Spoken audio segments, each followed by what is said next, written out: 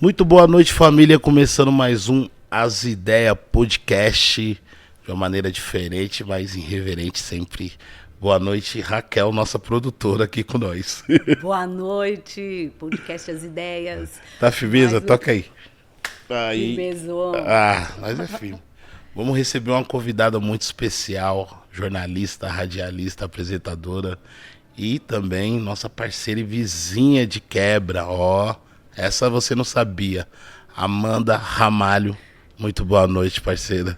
Muito boa noite. Eu botei a minha melhor roupa, porque sempre foi um sonho. Eu mandei mensagens perguntando se era real, porque não confirmavam nunca. E eu falei assim, gente, estão me deixando sonhar. Eu fui convidada? Não fui convidada. E daí, de repente, Big da Godoy falou, a produtora falará com você. E ela falou, estou aqui. Depois de cancelar 3 vezes, viu hoje, família. Mentira. Eu pedi pra vir aqui, sempre foi meu sonho. Tudo bem com você? Tudo bem, e vocês? Melhor, mano. Nós queria ter esse prazer de estar falando com você. Não tá morando mais em São Paulo? Por que saiu de São Paulo? Por que foi morar na Espanha? Qual é esse motivo? Eu queria ficar mais perto dos meus ídolos, Yamal, Ronaldinho Gaúcho, que tem uma bela mansão. Não, na verdade, eu tava morando aqui num bairro muito barulhento em São Paulo e para mim, pro meu marido, a gente entendeu que a gente não gostava de viver aqui. E daí surgiu a oportunidade e eu já era obcecada por Barcelona desde a Olimpíada de 92, que foi em Barcelona, e eu achava o máximo, tipo, achava mágico e tal. Eu visitei uma vez e a gente, na verdade, ia pra Valência. Eu tô com a camiseta do Valência.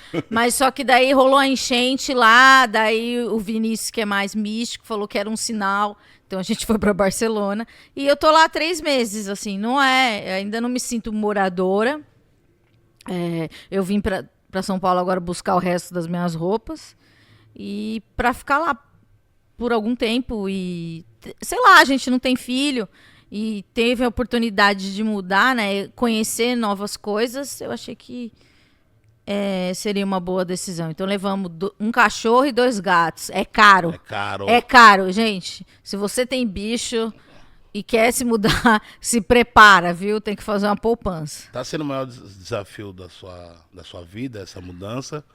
Olha, o trabalho tem mais desafio. Eu vou te falar uma frase que o meu psiquiatra falou essa semana, que eu vim aqui também no médico. Ela é equilibrada. Ele falou assim, eu falei, é muito difícil, doutor, a minha vida, não sei o quê, eu não conheço nada, a minha vida tá sendo muito desafiador. Daí ele falou assim pra mim, Amanda, quando a sua vida não foi desafiadora? E sempre foi, né?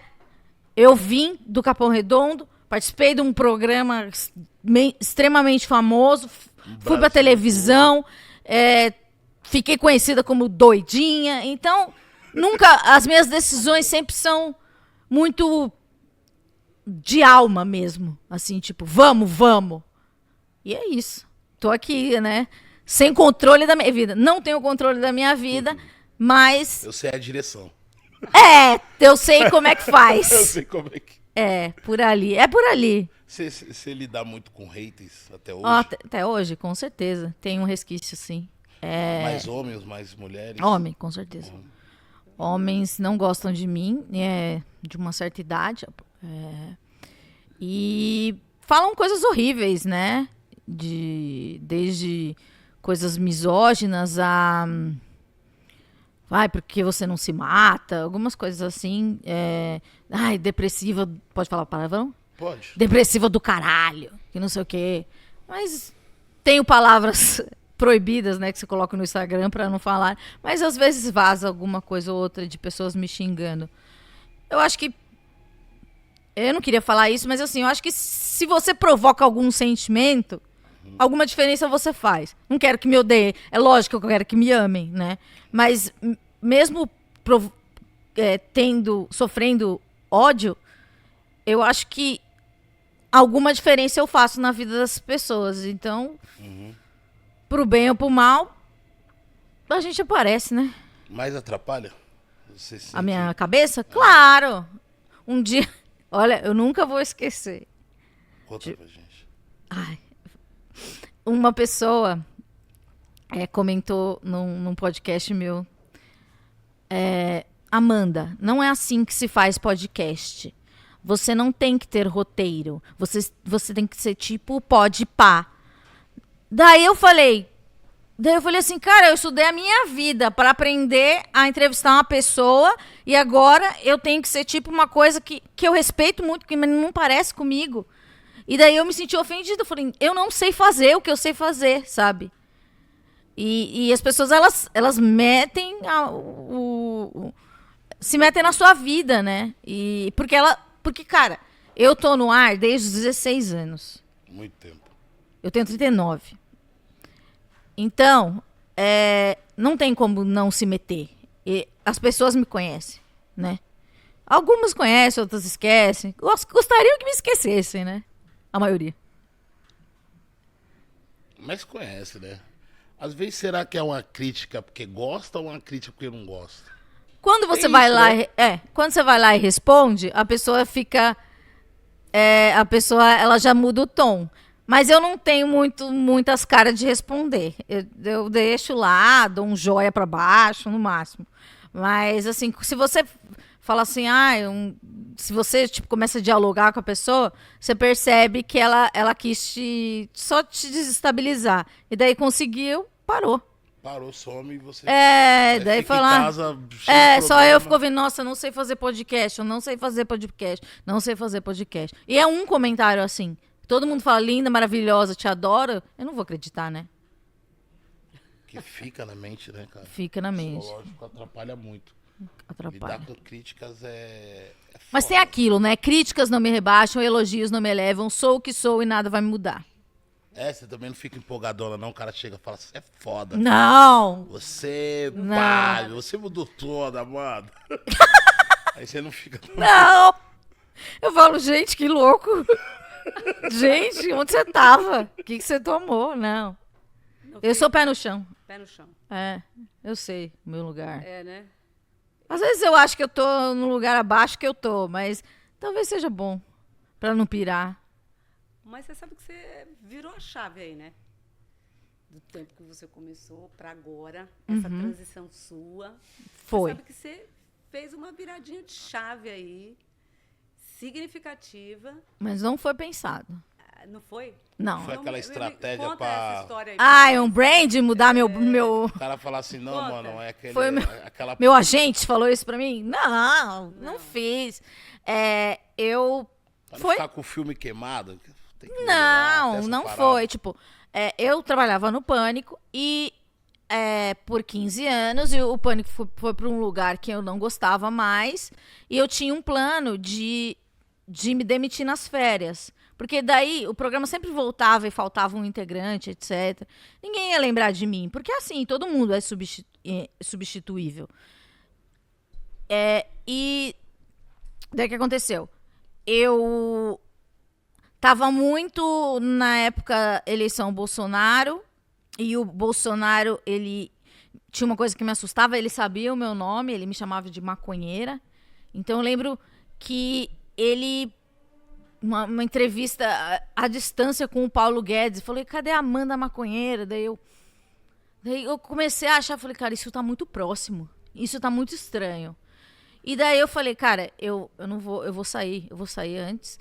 Daí teve um episódio que eu não concordei com a linha editorial do programa, porque eles estavam entrevistando uma pessoa e depois quiseram dar o direito de resposta para uma pessoa que normalmente a gente não fazia isso. Eu falei, eu não sou assessora de imprensa para dar direito de resposta, porque a gente nunca dava direito de resposta para as outras pessoas.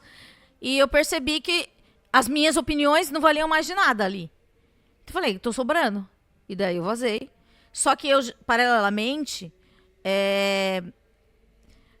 uma produtora me chamou para fazer um podcast. Só que eu não sabia. Falou, a gente adora o jeito que você se comunica, não sei o que. A gente quer um podcast. Isso há 8 anos. A gente quer dar um podcast pra você. Eu falei, tá, mas o que é podcast? Porque o que eu achava que era podcast era o Jovem Nerd. Porque eu recebia os e-mails da produção e chegava assim, chama no Jovem Nerd, chama no Jovem Nerd. Daí eu fui pesquisar, era um podcast. Mas pra mim era a única coisa que tinha de podcast. E acho que era uma das únicas. E daí eles falaram, você pode falar sobre qualquer coisa. Daí eu falei, cara, tem um assunto que me interessa muito, mas eu acho que vai dar zero audiência, que é saúde mental. Daí eles falaram, cara, eu acho que não tem nenhum lugar que tenha. Porque era antes da pandemia. Depois da pandemia, as pessoas começaram a falar, né? Eu acho que o meu foi em 2017, 2018. Fui indicado a PCA. Sim. Porra, Fui indicado... 2019, né? 2019. Achei, eu não sou péssima de data. Fui indicado a PCA, fui indicado ao prêmio da MTV. Sim. Então, fala, cara, estar indicado ao PCA, eu já tinha sido indicada com o programa que eu trabalhava, mas era uma coisa que eu criei, sabe? Sim, e eram críticos de rádio, sabe? Que é a coisa que, uma das coisas que eu mais amava. E então eu falei, tô fazendo certo. E daí eu já tava com esse podcast, já tinha gravado vários episódios, já tava no ar, já tava com uma boa recepção, etc. E muitas pessoas nem sabem que eu trabalhei em outro lugar. Acho que eu comecei ali. Ali, né? Sim, Isso eu acho engraçado. E daí eu falei, tá, então já tenho uma coisa pra fazer, né? Porque eu tinha muito medo de não acontecer. Porque quando você trabalha num lugar que é primeiro lugar de audiência em todos os estados, no horário, tipo, eu ia, sei lá, eu ia, sei lá, pra Santos, daí eu tava num restaurante, a pessoa reconhecia a minha voz. Você é a Amandinha. No Uber, você é a Amandinha. Até hoje. Você é a Amandinha. Eu falo, sou. Eu, tipo, vergonha. E daí eu falo, cara, marca mesmo. Daí pergunta, e o bola, não sei o quê, essas coisas. Fulano brigou com não sei o quê. É sempre a mesma coisa. E hoje é bem menos. Mas eu era muito conhecida. E, sei lá, quando a gente viajava para gravar, tipo assim, Rio de Janeiro, parecia que a gente era artista mesmo. Falei, caralho, os caras tratam a gente mó bem, né? E daí eu achava que, tipo, não existiria uma vida após aquilo, sabe? Porque o que eu vou fazer da vida? Você também tava no áudio, assim. Tipo, que eu vou desistir disso, então eu não vou fazer mais nada. Eu não sei fazer nada além de falar. Daí eu já tinha o podcast e já estava indo bem. Então já me deu uma confiança para continuar. E ele continua até hoje. Falou, vou pegar esse hype meu, vou transformar aqui na minha parada. Porque é um assunto que eu gosto e eu não queria mais ser engraçadinha. Por mais que eu seja engraçadinha, eu queria mostrar que eu era capaz de falar outras coisas além de bobagens. E eu acho que eu consegui. Você pensa, o podcast, para você, as pessoas estão dizendo que é o novo rádio do futuro. Como é que você vê isso? Eu fico muito feliz, porque eu fui uma criança obcecada por rádio. Eu olhava o rádio, assim, sabe? Igual autista que sou. E ficava olhando, e eu achava aquilo maravilhoso.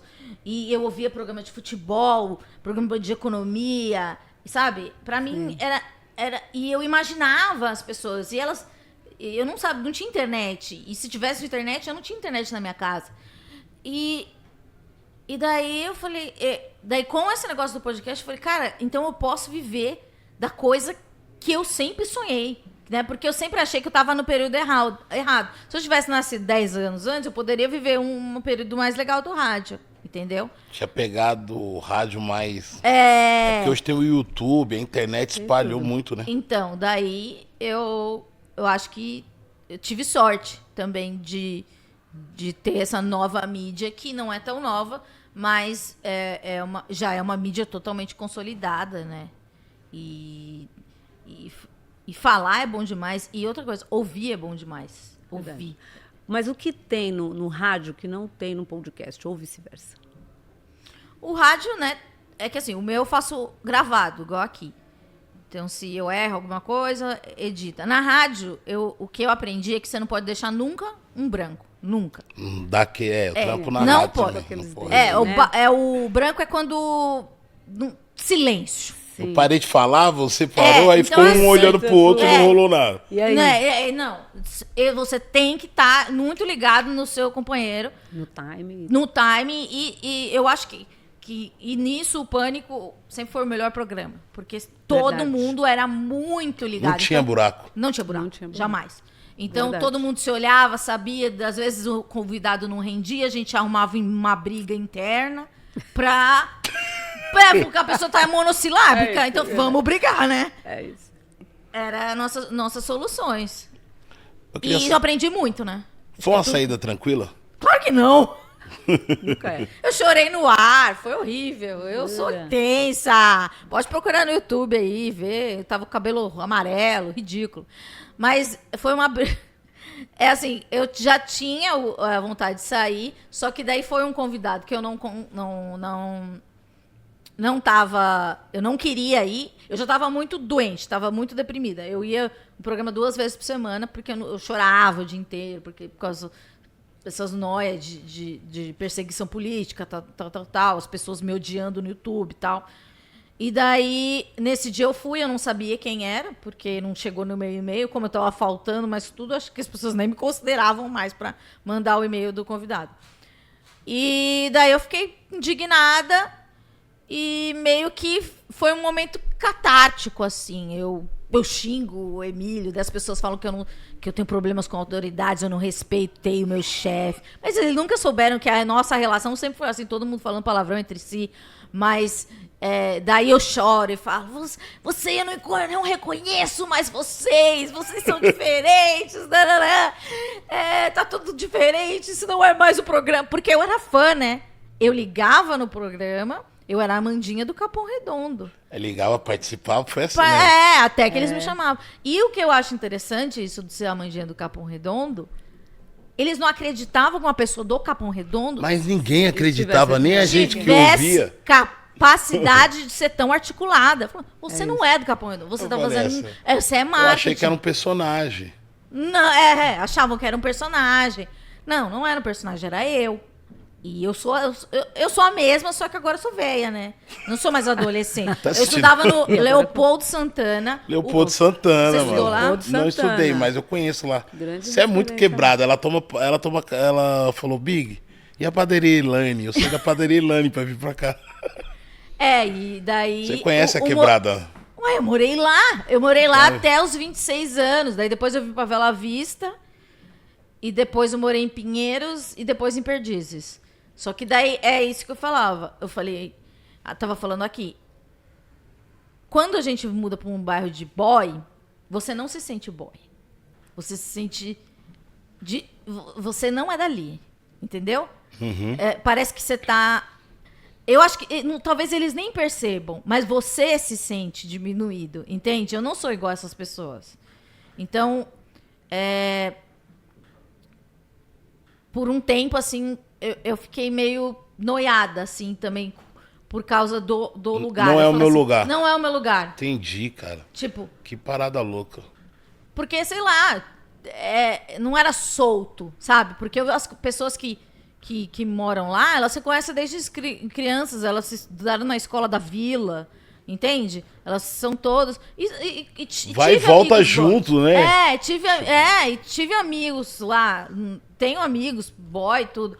Só que era estranho. Eu não me sentia pertencente. Mas isso eu acho que fala mais de mim do que dos outros, eu não sei. Mas era uma noia que eu tinha. Olha que eu vou te perguntar. Você acha que nessa mistura, sair do pânico, de querer fazer uma parada totalmente sua, te levou a falar de saúde mental, né? Porque, querendo ou não, é um tabu. Olha, Sim. nunca foi um tabu pra mim. Eu lembro, quando eu estudava, vou falar outro lugar, no Morro de Sá, no Jardim Comercial. Lá em cima, mais pra cima. Isso, né? Lá era pesado, porque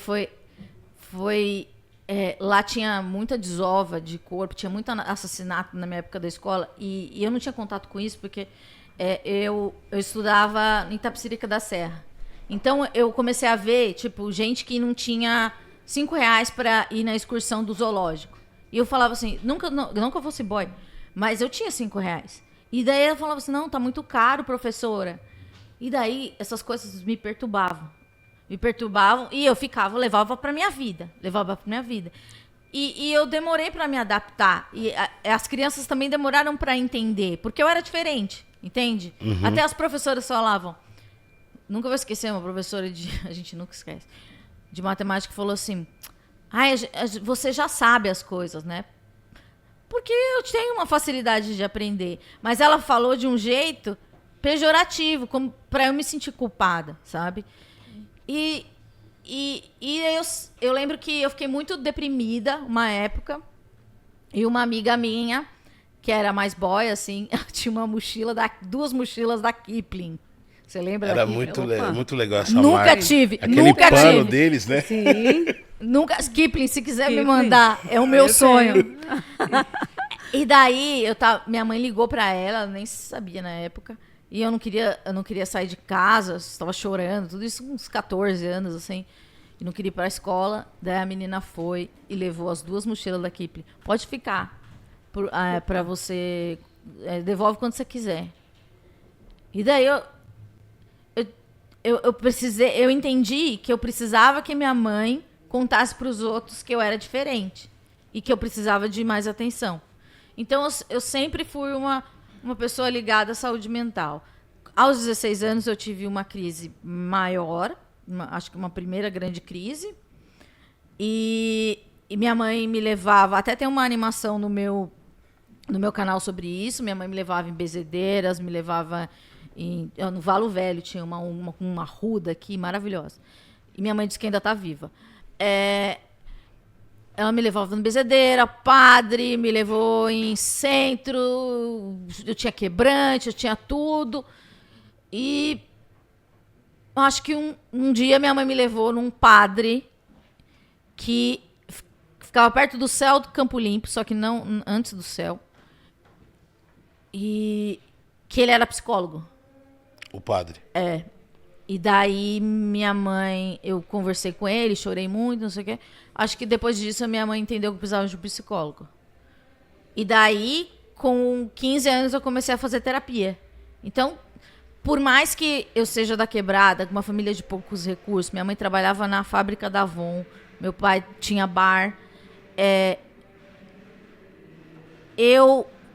a minha família conseguiu me dar o maior suporte que eles tinham. Eles poderiam, se tivesse mais esclarecimento, assim, na infância já dava pra perceber que eu precisava de mais cuidado. Mas quando veio a adolescência... Nossos pais é muito correria, né, cara?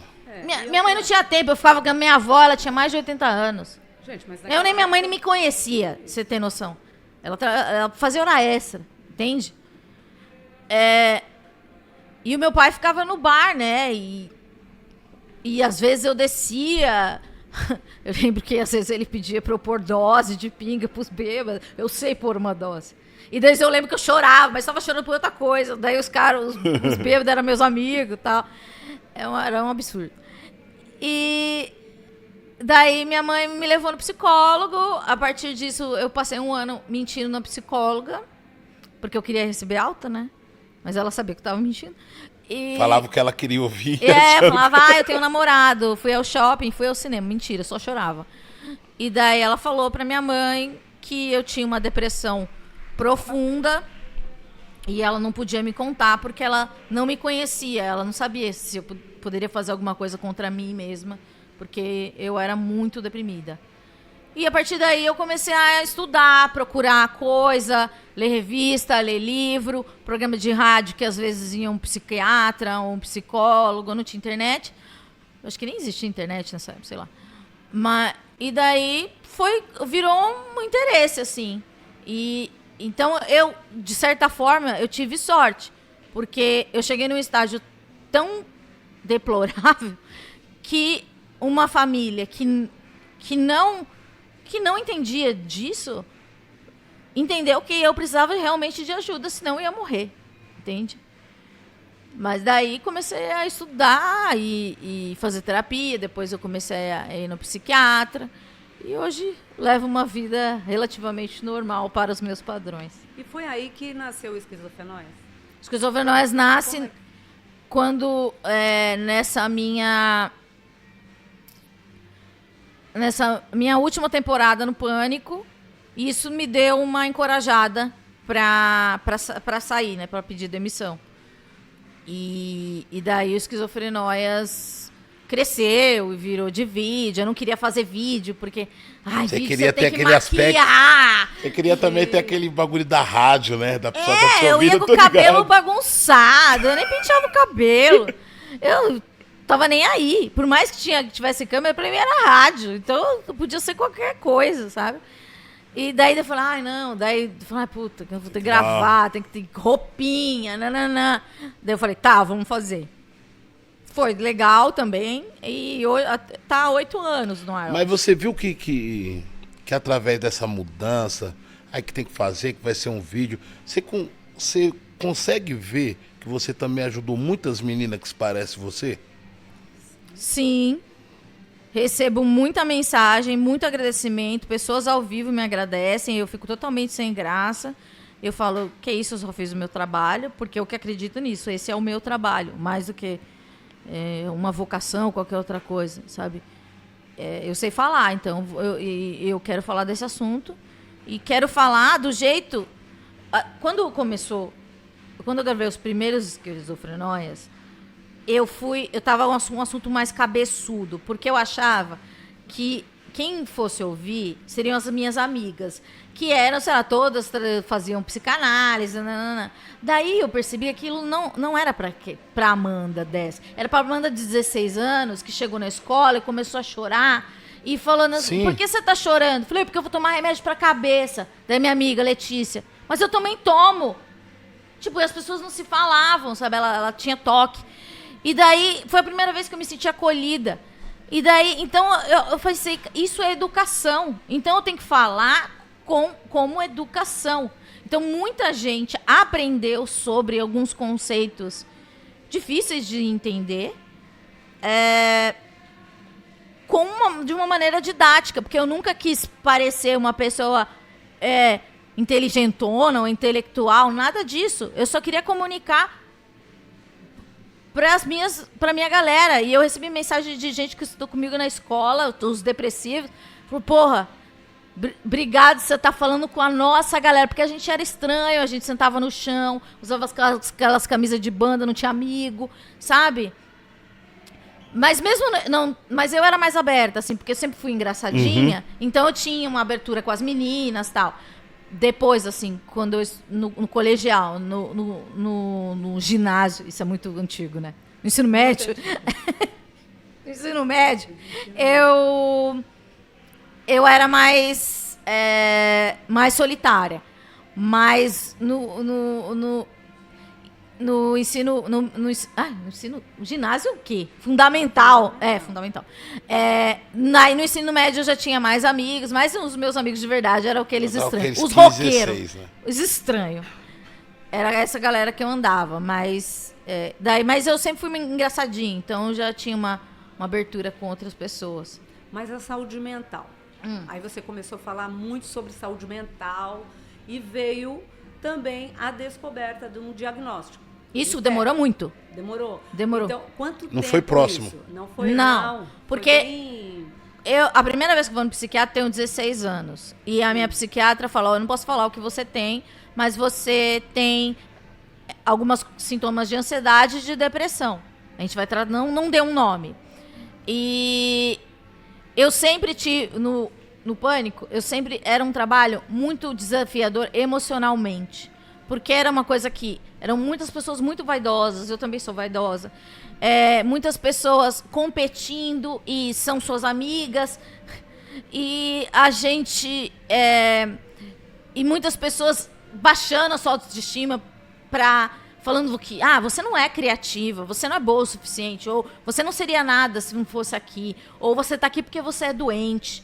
E por muito tempo eu achei que eu trabalhava lá por dó. E eu acreditei nisso.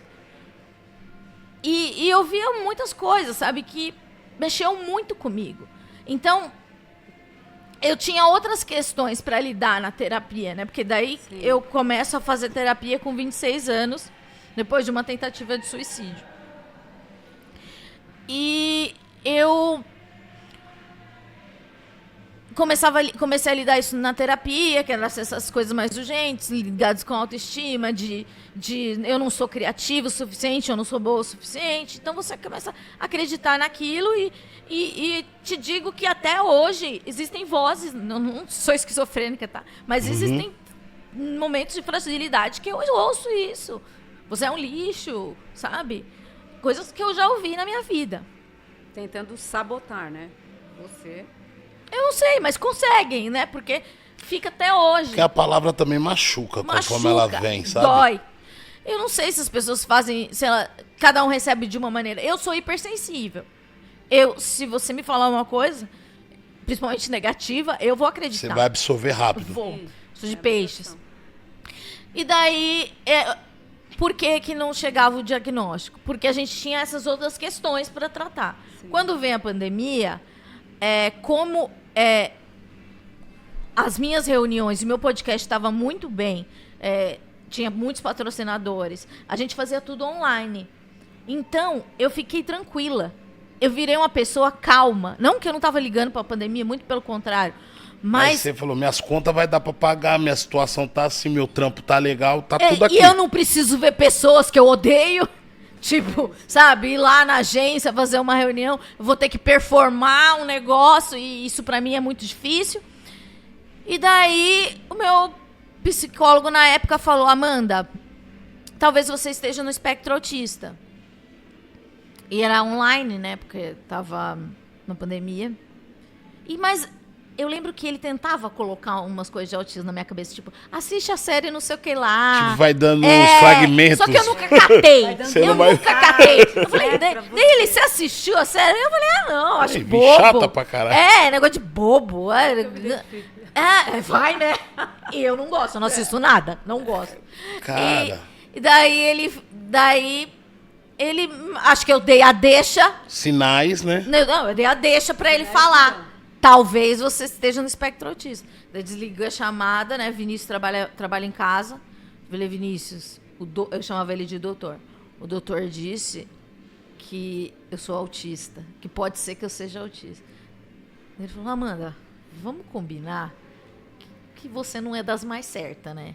A palavra não muda muito. Ele é bom. E daí eu falei assim, né? Daí depois eu fiquei com raiva da minha mãe. Mas por um momento, não foi porque eu repito, só pra meus entender, pais né? tiveram os melhores recursos. Tipo, quando uma pessoa da periferia, tipo, um dono de bar, que não tinha tempo pra família, e uma mãe que vivia fazendo hora extra, fazendo batom na Avon, ia levar um filho no psiquiatra. Há 20 anos atrás, 15, 25 anos atrás, não existia isso. Então a minha família foi muito boa, sabe? Dentro do possível. Dentro do possível. E foi isso. A saúde mental entrou na minha vida assim. E eu tomei como missão falar para as pessoas como eu. E recebendo feedback de meninas, tipo... as gays adoram muito também esquizofrenose, me chamam de diva. Eu fico feliz. É isso. A OMS, demais, parabéns. A OMS, ela estima-se que tem mais ou menos 2 milhões de pessoas hoje no Brasil com o diagnóstico do TEA. Você, quando você se descobriu... Foi com 36 anos. Com 36 anos. É um diagnóstico tardio. Porque é o que acontece normalmente no Brasil hoje com os diagnósticos tardios, principalmente entre mulheres. Por quê? Porque, assim, que nem eu estava te falando, é mais fácil entender que um menino é autista quando criança, porque ele se interessa por dinossauro, ele não fala, ele tem movimentos repetitivos. As meninas, as mulheres, elas mascaram. Eu sei que sentar certo é assim porque eu sei te imitar. Se eu quisesse sentar do jeito que eu gostaria, eu estaria deitada no chão. Mas a gente tem uma coisa chamada mascaramento. Sim. Eles falam em inglês masking. O mascaramento é isso. Eu vejo uma menina se comportando assim, então é assim. Então, tem que usar anel. Tipo, por mais que Depois eu entendi. Tem coisa que eu não gosto de usar. Até hoje? Não, é porque assim, que não é da minha personalidade. Eu gosto de roupa larga. E eu tentei usar roupa apertada porque as mulheres usam a roupa apertada. Nem sabe? todas, né, gente? Não, mas Nem tipo, todas, mas... num passado. no passado, assim. Porque você vê as suas amigas com calça. Isso. Tá apertadinho. Daí eu era a estranha que usava calça big. Não, eu também quero tentar. Daí, hoje, eu não, eu visto a roupa que eu quero, sabe? Mas demorou muito tempo. E eu lembro que quando eu tava na TV, tinha um roteiro, né, do que a gente tinha que fazer e tinha um figurino. E o figurino sempre era assim, Amanda Bonita. Porque vem do preconceito, que é tipo assim, tinha que estar de menininha, vestidinho, lá. Isso era o Amanda Bonita. Porque a Amanda do dia a dia era calça jeans e uma camiseta, sabe? Não podia ser essa Amanda, tinha que ser a Amanda Bonita. Então você vê que os estereótipos, né, eles estão aí o tempo todo. Então eu tentei imitar, não dava certo. Tipo, daí, pintar unha, eu já tentei. Eu não gosto de pintar unha, eu só pinto unha se eu for para um casamento. Eu odeio pintar unha. Por quê? Porque eu tenho vergonha de pedir para manicure. Ela fala, essa cor. Ai, manda. Essa daí, essa é ótima. Tá ótimo. E daí eu tenho medo de conversar. Daí o que eu faço? Eu faço uma entrevista com a mulher. Uber também, eu faço entrevista com Uber. Por quê? Porque eu tenho um medo de que me perguntem alguma coisa. Eu falei, isso aí, o senhor mora onde? Eu sou do Capo, eu sou do Horto Florestal, não sei o que, sabe? Eu quero ter sempre o controle. Então, isso é de ansiedade também. Então, eu pergunto da vida da mulher. Você antecipa, né? Eu me antecipo, porque eu não quero que ela me pergunte nada. Você vai ser madrinha de casamento? Tipo, eu nem sei o que falar, sabe? Então, eu faço uma grande entrevista na vida de todo mundo. Então, sempre eu tô brincando de entrevistar. Quando eu tô na vida real. Por que eu tô falando isso? Não lembro. Porque eu estava te perguntando sobre esse diagnóstico tardio. O diagnóstico tardio. Isso. Daí eu fiquei O que te com ajudou? raiva, né? Porque, poxa, ninguém me falou. Ou, tipo, umas pessoas que eu conhecia falavam, Amanda, tava na sua cara. Por que você não me falou? Daí eu achei que todo mundo tinha vou te contar uma história. Agora é o lado louco da Amanda Ramalho.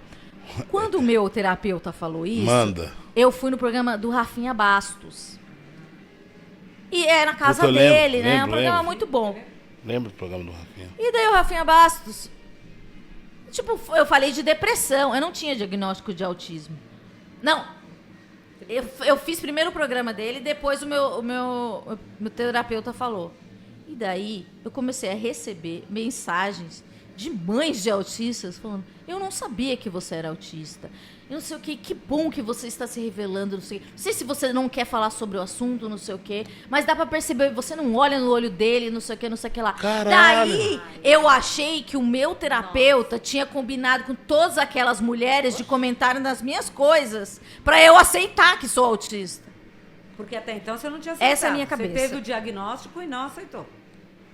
Não, eu achei que era uma grande combinação entre todo mundo, entendeu?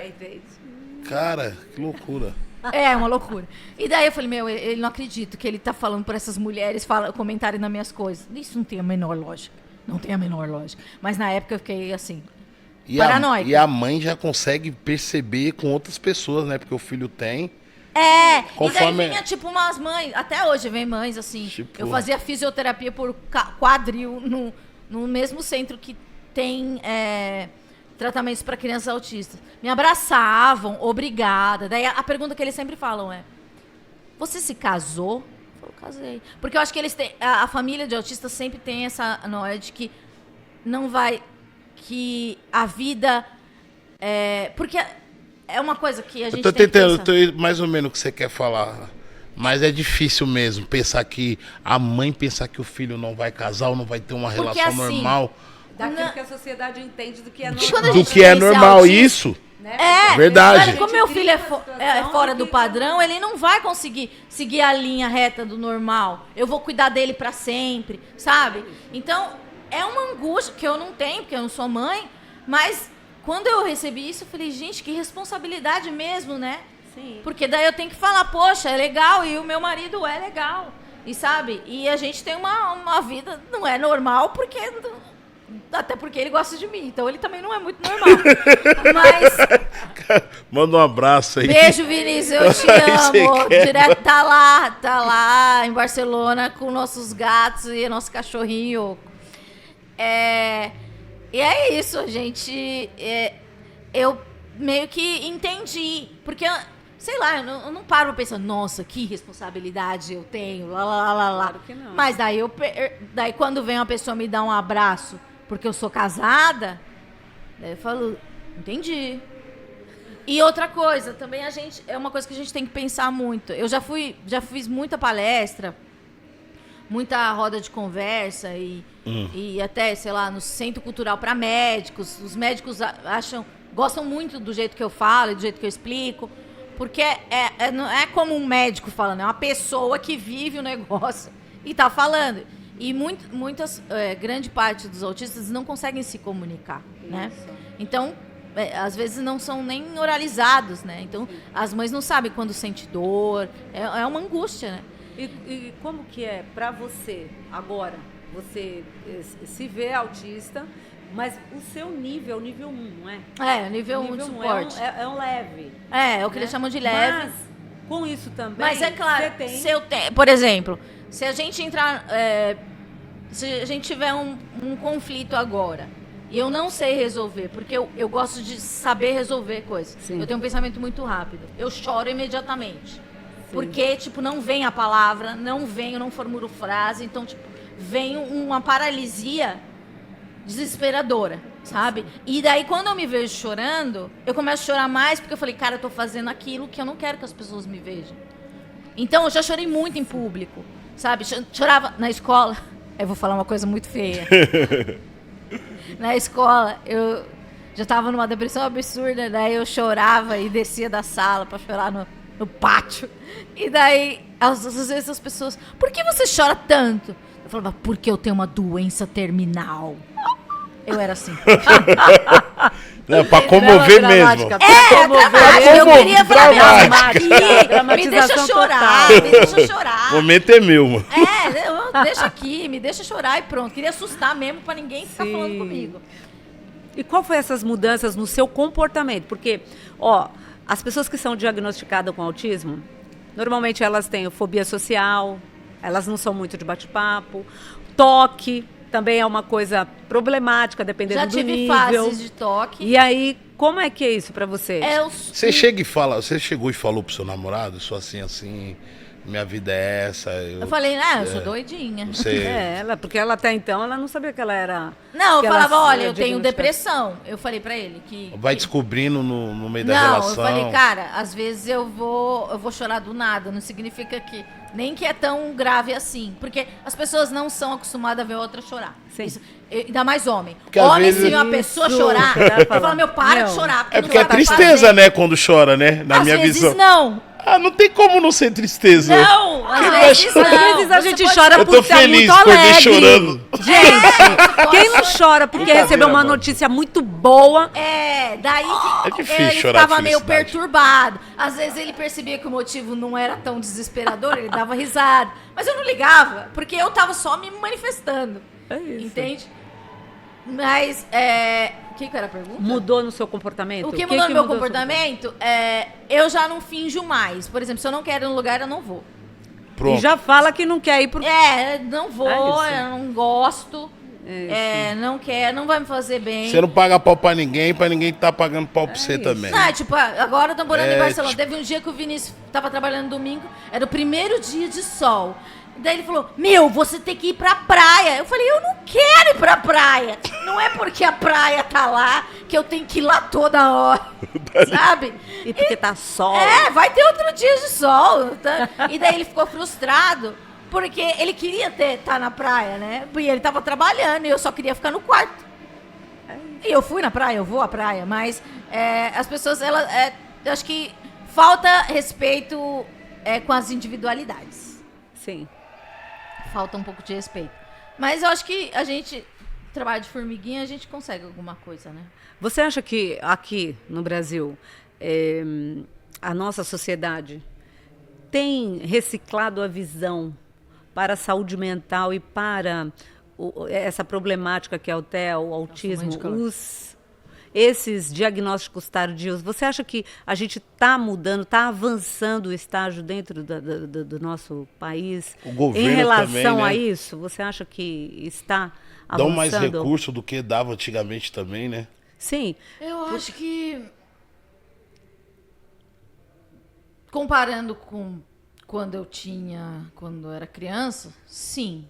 Porque eu tenho uma prima que trabalha numa escola municipal e dentro da escola já perceberam que é uma criancinha novinha, né?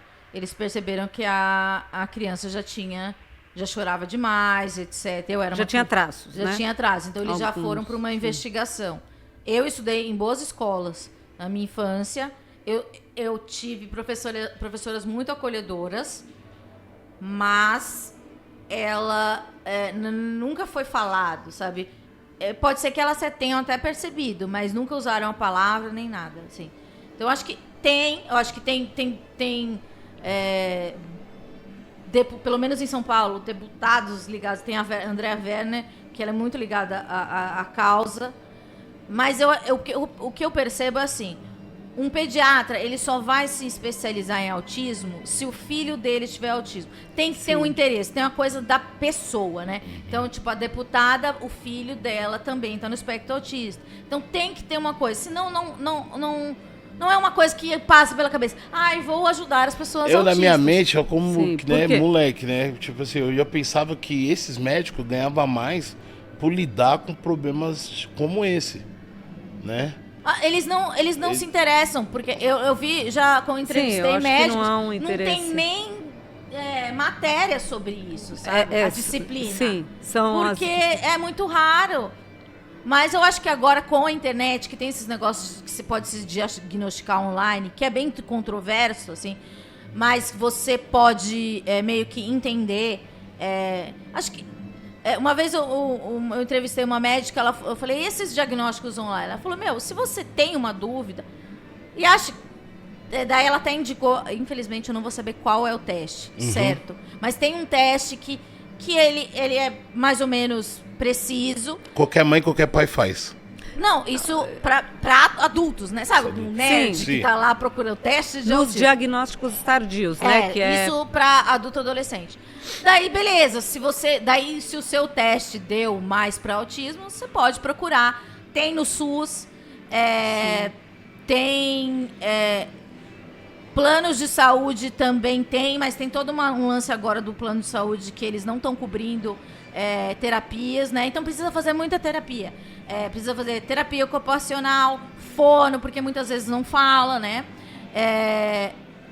Fono, terapia ocupacional, natação, sabe? A minha mãe falava uma coisa que na inocência dela, por ter uma filha problemática e não saber que ela era autista, ela falava uma coisa que meio que diz muito. Você tinha que ter nascido filha de gente rica. Porque eu precisava de muito cuidado, entendeu? Só que a gente não tinha dinheiro. Mas ela entendia, entendeu? Que eu sofria mais, que eu era uma criança diferente. Mas a gente conseguiu, né? Tanto que eu tô aqui, que eu falei já muitas vezes.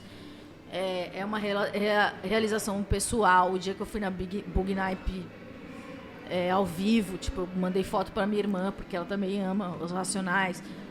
Sabe? Eu perguntei a Eliane, posso tirar foto? Porque eu não tiro foto com ninguém, sabe? E porque pra mim é que assim, eu sempre vivi num mundo que eu era a intrusa. Eu era a de esquerda, eu era a mulher, eu era a estranha. Então, quando tipo, a Eliane Dias me acolheu, eu falei, finalmente eu tô sendo recebida por uma pessoa que é do meu lugar. E eu nunca senti isso, sabe? E isso foi muito importante. Eu já falei pra ela tudo, mas sei que eu tô falando, tô chorando. Imagina. Porque eu choro. É isso. Ai, meu Deus, era pra isso. ser engraçado, pelo menos, eu tô É chorando, um estraguei turbilhão emotivo. do mesmo... Eu estraguei tudo. Mas é isso, sabe? Você... tem aquela frase, né? Só quem é de lá sabe o que acontece. Então, tipo, olhar aqui e ver muita gente que eu vi ao longo da vida me faz falar, então acho que eu consegui fazer alguma coisa certo, né? Porque muitas vezes, por ter sido uma pessoa crítica ou chata ou do contra, eu achei que eu tava fazendo tudo errado. Até minha família achava que eu tava fazendo errado. Eles falavam, por que você não fala bem das pessoas? Então era muito... Criticado. Eu era criticada na minha casa e no meu trabalho. E o meu trabalho era criticar. E eu não queria aquilo, sabe? Mas era aquilo que me fazia aparecer. E eu fui iludida que Agarrou e foi. a isso. oportunidade, sabe? De ser a Amandinha do Capão. Agora me fala uma coisa, Amandinha do Capão. Demais, Amanda. Me essa fala uma história. coisa, seus hiperfocos, porque tem hiperfoco. Futuro. Tem hiperfoco, gente. Tem hiperfoco. Camisas de futebol. Ai, música. Música, amo, já entrevistei um monte de gente. Isso é legal, porque, tipo, graças, sei lá, trabalhar numa rádio por tantos anos, você acaba conhecendo muita gente. Então Pelo menos as melhores bandas sem entrevista que você gosta. Eu já entrevistei... Acho que eu já entrevistei todo mundo, assim. Mas pros meus projetos, já entrevistei... Ai, quem que eu já entrevistei? DJ Mark, que pra mim é uma lenda. Isso é professor. nosso irmão. Ele Esse é ele nosso me irmão. chama de Amandinha, ele é um querido, ele me manda feliz aniversário. E quando eu falo, o DJ Mark fala comigo, entendeu? Já entrevistei. Só pra lembrar que esse aí é família Racionais, tá? Esse aí é. Ele é fudido. Ele vai tocar lá com o Nile no mesmo dia. Ele é isso aí, é, mano. Já entrevistei Rincon Sapiência, Black Alien também com a Ó, o Choreta. Gustavo, meu irmão. mano. Gustavo, Gustavo, um beijo, irmão. Disse Gustavo, obrigado por ter Gustavo. deixado eu respirar o mesmo ar que você. Puxa, Eu tanta viajar gente- com ele, eu viajo com ele às vezes pra nós fazer show, é demais. Uma vez encontrei o Benegão na padaria, pedi pra ele uma entrevista, ele não me respondeu. Mas outro meu sonho é Bernardo Negão. Sou muito fã do Turbo Trio. Sou muito dos projetos paralelos dele. Gosto de Planet também, mas Funk Fuckers, né? Eu gosto de música, né? Eu gosto de... Vai montar uma Me banda aí fala com suas do amigas. Dodô do Pichote. Ó, o Dodô, um grande abraço, irmão. O cara mais, sabe, ele passa a felicidade, Esse é gente né? boa, Você né? tá triste, você olha pra ele, você fica Ele feliz. já chega aí, Big! Yeah! Tem como não rir. Os filhos dele são muito bonitos. Já entrevistei ele na porta do aniversário de uma criança do Carrossel. Ele tava levando os filhos. Achei muito avulso, na Zona Norte. E, muita gente, assim, que eu admiro. E eu tenho o Chá das 4h20 Músicas, que é um projeto que eu também tenho é o há mais muito novo, tempo. né? Não. E quando surgiu o Spotify no Brasil, eu mandei um e-mail. Oi, Spotify, tudo bem? Vocês estão fazendo esses negócios de playlist muito na cara de pau. Eu queria saber se eu posso gravar um programa de playlist. Daí ela falou, vem aqui fazer uma reunião. Daí eu fui no Spotify com a senhora Spotify, uma espanhola. Ela falou, pode gravar aqui. Ela nem sabia quem eu era. Ela pode gravar aqui. Então ela me deu o estúdio, que era na Natingui, e eu gravava lá. Então eu sempre tive muita sorte. Assim. E cara de pau. Porque, como pra mim as pessoas são todas iguais, então eu vou meio que não tendo muita noção, né? Do medo. Vinícius tocou no ombro do Mano Brown, quase bati nele, porque eu achei que você tá invadindo o espaço do cara. Mas ele foi muito legal, falou assim, salve massa, sei lá, não sei lá o que ele falou. Foi naquele show que foi... Ai, meu Deus, que foi um cantor gringo, que é tipo um Marvin Gaye. O Que October. tal, amigo meu? October Londo. Tem o nosso Isso, grande ele amigo mesmo. Silveira. Silveira Silveirinha, também, nosso grande irmão. Já Silveira. frequentei churrascos com ele. Toca muito chuveira, né, mano? O Silveira, eu tenho um sonho, e o Vinícius, meu marido, tem, quer trazer essa brisa do meu marido. trazer o George Clinton pro Brasil. Nossa, o Brau Aí viu o show sim. dele uma vez, ele me contou, cara. Daí eu vou. Um dia a gente vai chegar no Mano Brown. Funkadelic lá na quebrada. Ele fez um clipe pra um integrante do Funkadelic. Sério? Sim. O Vinícius Cara de Pau também mandou e-mail. E o cara aceitou. E daí tem um vídeo do George Clinton fumando uma tora, assistindo o clipe na casa dele. E daí tem o Bootsy Collins no clipe, e ele apontando assim. O Brau fez um show com o Boots Collins Foi no Rock in no Rio. Rock in Rio. Eu fui, cara. Esse dia foi muito legal, mano. Ele gostou da caixinha de som. É importante levar. é sonhar. Tô Sabe ligado. aquelas caixas que nós leva pro show? Aí o Brau começou a colocar um monte de funk Ele tira lá. o óculos. Aí ele falou, pô, posso levar? Eu quero levar essa caixinha só pra mim. Ele tira o óculos em algum momento? Não. Com nós, não lembro. Ocão, assim, meio De estrela. estrela. É. Baixo de estrela. Aquele personagem, né? O meu sonho é, tipo, estar com essa galera. Vai juntar umas amigas e fazer uma banda, fazer um som independente, assim, uma parada? Isso aí, ó. Não sei se eu sou boa, não. Eu sou muito autocrítica pra fazer. Você ia gravar e Ia falar, tá ruim isso aqui. Tá ruim, mano. Que voz. Não, eu só quero conhecer. Antes de nós terminar, me fala nos projetos da Amanda pro Isso, futuro. O que projeto você futuro. vai trazer de bom pra nós? Então, eu sigo com o Chá das 4h20 Músicas, que eu vou gravar lá de Barcelona. Tem umas pessoas legais pra entrevistar. E o Esquizofrenóias, eu penso em fazer dele uma coisa maior. Então, descentralizar um pouco de mim e trazer pessoas para agregar no projeto e não ser só um podcast, ser notícia, ser informação, ser prestação de serviço, um portal, para que as pessoas venham e quando precisar de dado, a gente ter dado, pesquisa, para meio que desmistificar a saúde mental, né? Eu vi aquele corte do Brau com o Paulo Vieira, que eu acho que foi muito importante essa conversa. E o Brau falou que nunca fez terapia, mas eu nunca imaginei o Mano Brau falando sobre terapia. Isso é muito importante. E, como dizem, isso é muito potente. E o jeito que o Paulo Vieira falou foi muito importante.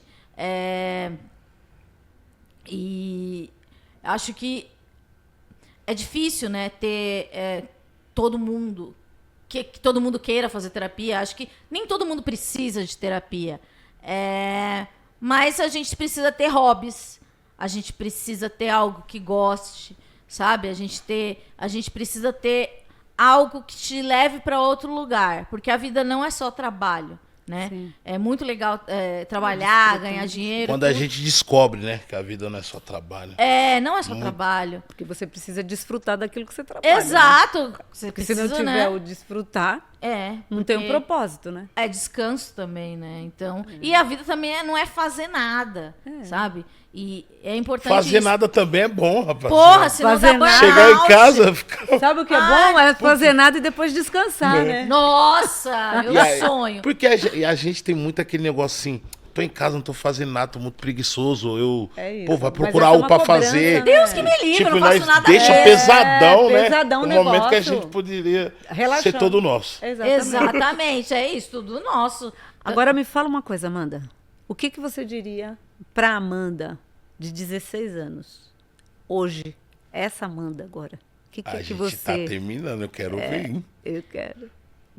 Você vai sobreviver por um longo período. Porque eu acreditava que eu ia morrer, sabia? Jura? Eu achava até que... Eu pensava em morte o tempo todo, assim, longos anos da minha vida. Então, acho que eu queria acreditar, eu queria dizer pra mim que eu sou sobrevida, é longa, e algumas pessoas vão gostar de você, e você vai se sentir amada. É isso. Mas eu acho Sem que você... choro, né, gente? Sem choro. Esse Mas você tá já bom, vive tá bom, hoje, tá né? bom, mas bem real, mas foi bem real. Foi bem, né? Foi bem real, bem real. Tamo aí, né? 49. 39 anos, né? É um tempo. Já tá um tempo na estrada, respeita. Respeita Respeita, o dona. pai. Deixa uma mensagem para quem está assistindo nós aqui, do pessoal do As Ideias Podcast. Nosso programa que está voltando nessa temporada. Ciclo novo, né? Oh, graças a Deus. Ciclo novo. Caras novas. Isso. Pessoal das Ideias Podcast, conheçam meus podcasts, eles são legais. Você pode procurar por Amanda Ramalho Podcasts. Eu tenho 2 podcasts no ar, mas eu já tenho 75 mil projetos na minha cabeça, porque eu nunca paro. Então. Não para. Não para, minha cabeça é assim. Então, mil. eu nunca tomo café. Eu tomei café aqui, o programa já tem 3 horas. E. Fala que ela ficou aqui esperando a gente 3 horas. Falando pra caralho. Então, conheça as minhas coisas, me sigam nas redes sociais, me manda mensagem e aquilo que eu sempre falo, né? Paz nos estádios. Muito obrigado pela sua presença hoje. Obrigada. Aqui no As Ideias. Raquel, toca aqui, minha parceira. Parceira. Arrasou. Quebramos Joia, tudo, né? quebramos tudo. Agradecer ao pessoal do Museu das Favelas. O que tá isso. acontecendo na exposição do Racionais. Venha ver, aproveite. Tá chegando ao final também. Verdade, Não perca gente. tempo, gente. Muito obrigado a todos vocês. Esse é o meu, esse é o nosso. As Ideias Podcast. Bandes, um beijo. Tchau, gente.